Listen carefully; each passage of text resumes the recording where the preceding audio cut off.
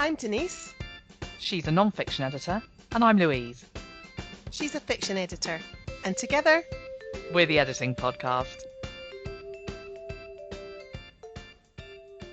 Hello, and welcome to episode 12 of the Editing Podcast. And this is our final episode for series 1. I can't believe we've come to the end of it. Oh, time's flown. So, talking of time, this week we're talking about how long editing takes. We are indeed, and I think we need to think not just about how long a project actually takes to complete, but how far ahead you need to think about booking help from a professional. Definitely. So the main determiner is how long the project is. Well, the first determiner anyway. That sounds obvious, but it's a good reminder that when you're contacting an editor or scheduling your own editing, do so with a word count in mind. So we're going to talk about some of the issues that affect editing time, but it's worth revisiting some of the ballpark timings we talked about in episode 4 on the cost of editing. Yeah. So we gave some broad figures just to give you an idea of editing speeds. So a developmental editor might manage between 250 and 1500 words an hour, which means an 80,000 word book would take anything between 53 and 320 hours, which is why I'm not a developmental editor. Me neither. Imagine trying to schedule something like that. I know. No. And we quoted 1,000 to 2,500 words per hour for line and copy editing. And for that same 80,000 word book, we'd be looking at 32 to 80 hours. Yeah, that I can cope with. Yeah. Yeah. And then proofreading is more like 2,000 to 4,000 words an hour, which works out at around 20 to 40 hours of work for that 80,000 word book. Yep. So it really helps if you've identified what kind of editing you need, and we covered this in detail in episode 1. But following on from this is the word count. So sometimes authors have got in touch and told me they've got a 20-page chapter that needs editing. And the problem with that is that I've got no idea how many words are on that page, or whether the page is A4 or A5, or whether the font size is 8 or 14 points. Yes. And that point size will determine what can be squeezed on a page. So our advice is to think in terms of word count rather than pages when you're scheduling your own editing time or making initial contact with a pro editor. Now, the other thing that's crucial is the complexity of the material and what you need help with. So, Denise, do you want to jump in on that? Yeah, right. Yeah. So there's a massive difference between doing a final proofread for a 10,000 word brochure that's been through 3 rounds of refinement, where we're just checking for any remaining spelling mistakes or punctuation problems, and a 10,000 word journal article that's been written by an academic who's still mastering writing in a second language. That's going to need a much deeper level of editing, and it will take a lot longer. Yeah. And for me, working in fiction, there are similar issues. If I'm being asked to proofread an 80,000 word mystery that's been through 5 author drafts and a round of developmental and copy editing, that's going to be a lot quicker than if I'm doing a book with the same word count, but I'm the first fresh set of eyes on the novel. The line editing is going to be deeper, and I'm going to have to deal with more problems than just last minute typo spotting. I might have to deal with viewpoint problems, or offer sentence recasts, or help the authors deal with repetition or overwriting issues. Yeah, and the level of editing that you've requested will also come into play here. So if you're working with a developmental editor to help shape the structure of your writing, the editing might need a round of back and forths that take months. Yeah, that 320 hours we mentioned earlier. Yes, yeah. Whereas if you and your editor are smoothing and refining at sentence level, they're more likely to be able to work on the full project in one hit. So that process will be more condensed. And so how long editing takes will depend on how many rounds of editing you want and what you want the editor to achieve during those.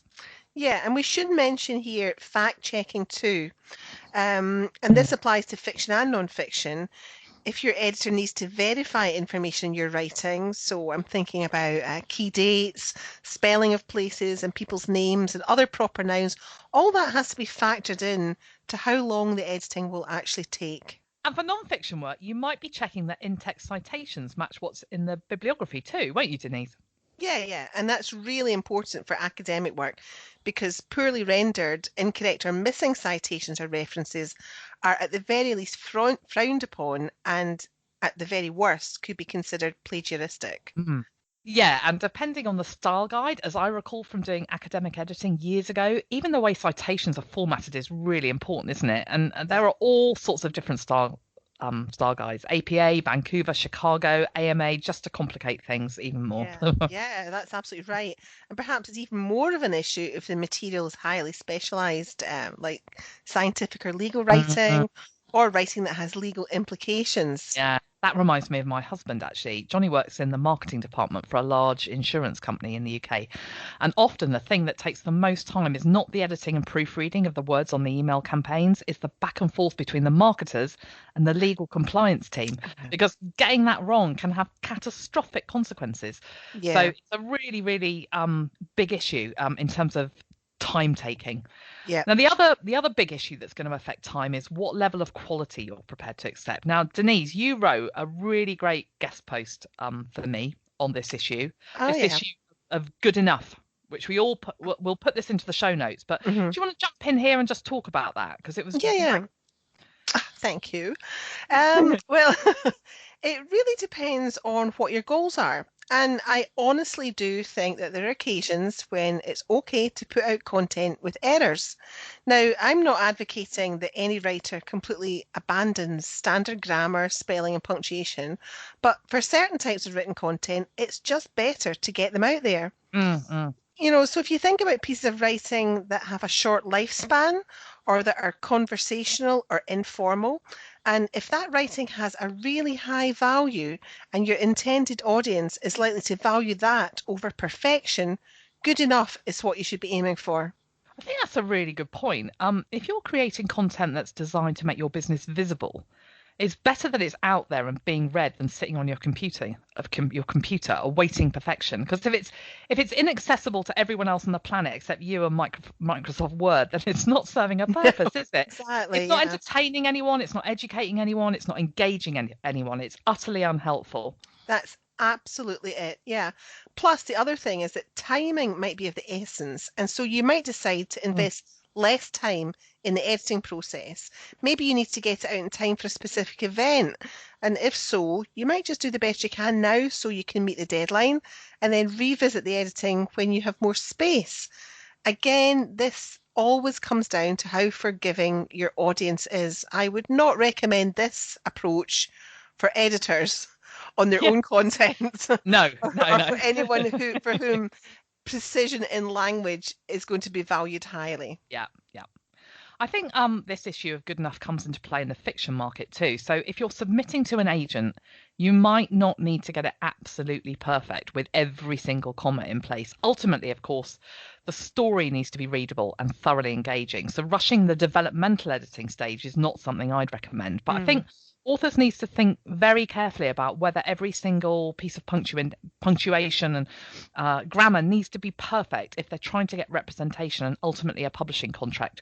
Story level quality is where the time needs to be invested. Yeah, yeah, I think that's a great point. I think people can get really bogged down in this idea of Mm, perfection, and it does hold people back, and yeah. it's not always necessary. That's Yeah. right. And when you're sometimes there are just diminishing marginal returns as well. You can just keep going trying to get perfection after, again and again and again, but actually Yeah. you're not actually moving forward. Yeah, and that has time and monetary costs as Yeah. well, Yeah. doesn't it? Yeah, Yeah. yeah. So it's not always helpful. So we should talk about teams too, because sometimes the project will be time sensitive, but quality will still be paramount. Yeah. So good enough won't be enough. Exactly, yeah. So it might be that you've got a team of people who can help you with editing. Perhaps your web content is verified by other people in your company, for example.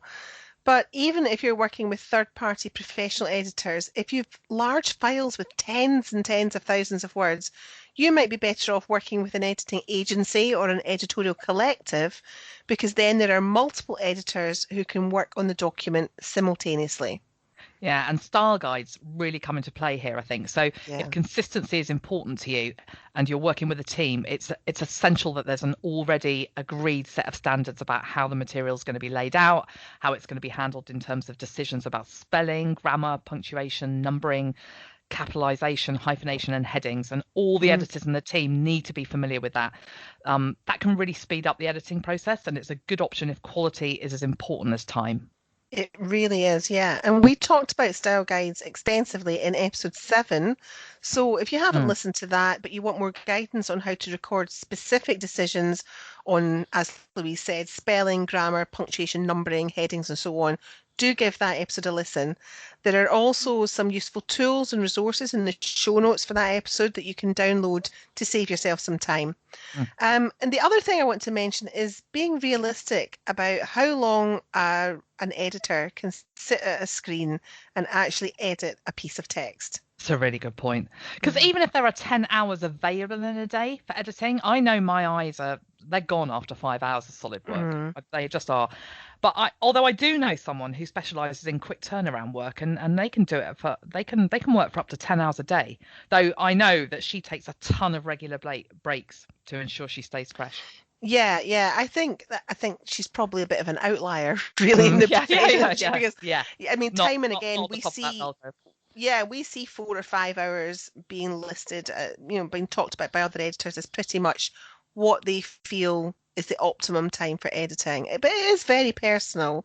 But most people, as we said, they're not going to be as efficient at spotting problems after 10 hours sitting looking at a Mm, project. mm, So I do think that authors need to assume that the editing working day is likely to be shorter rather than longer. mm, Now, bearing all this in mind, let's talk now about how to plan ahead because, and I know we've both encountered this, some mm. authors do assume that editors will be available next week or tomorrow. Yeah.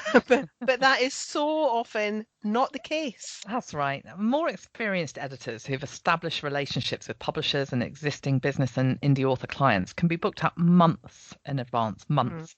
And if you're looking for good quality editing, you don't want to be asking an editor to rush. That's not going to help push your project forward.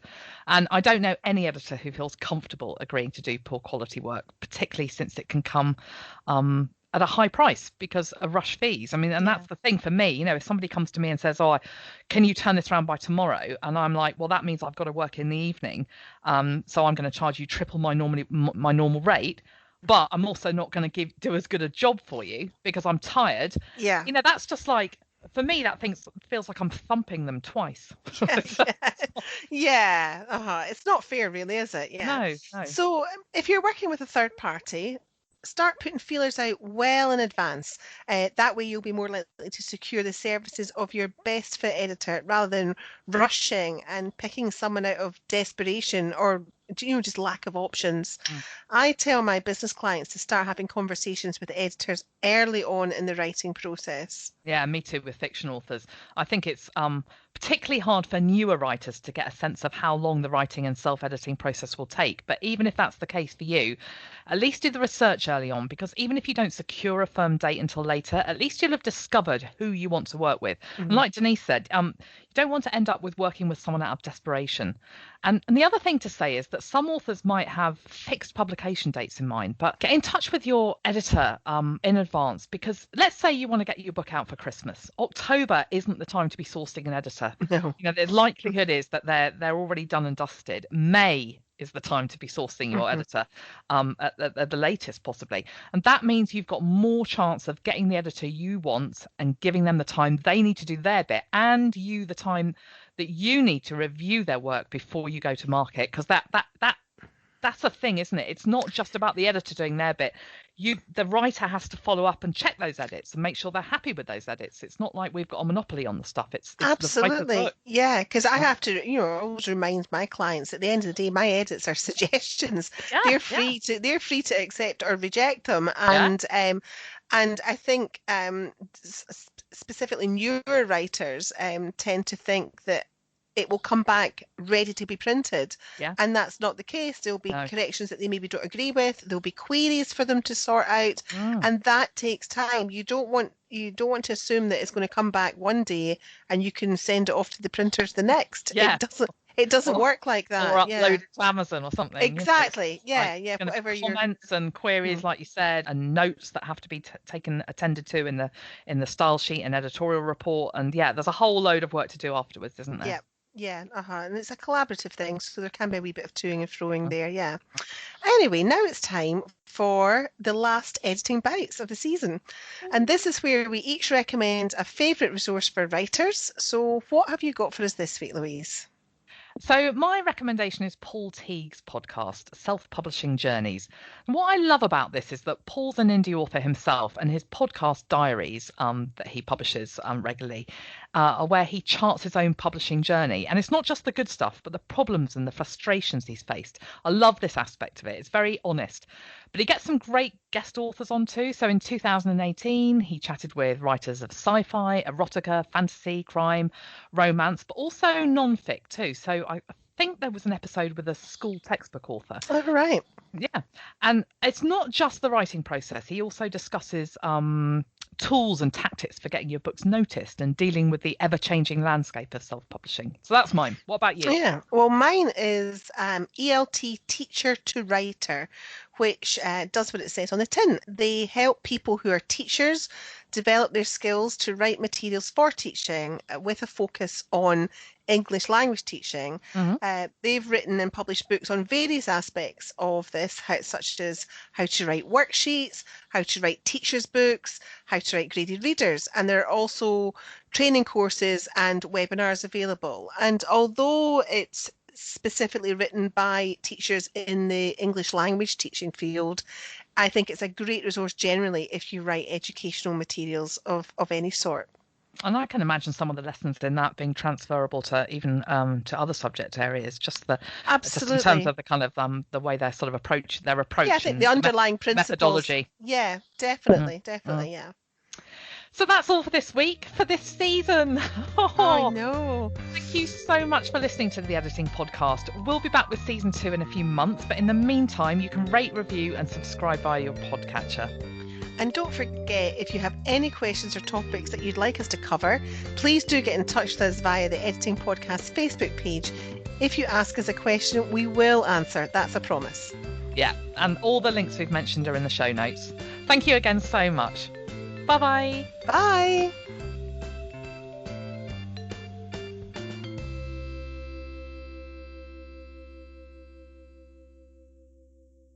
Yeah, and for non-fiction work, you might be checking that in-text citations match with what's in the bibliography. Have you started on the gin? Wish I had. And for non-fiction work, you might be checking that in-text. Oh, it's definitely Christmas time. We need I a break. know.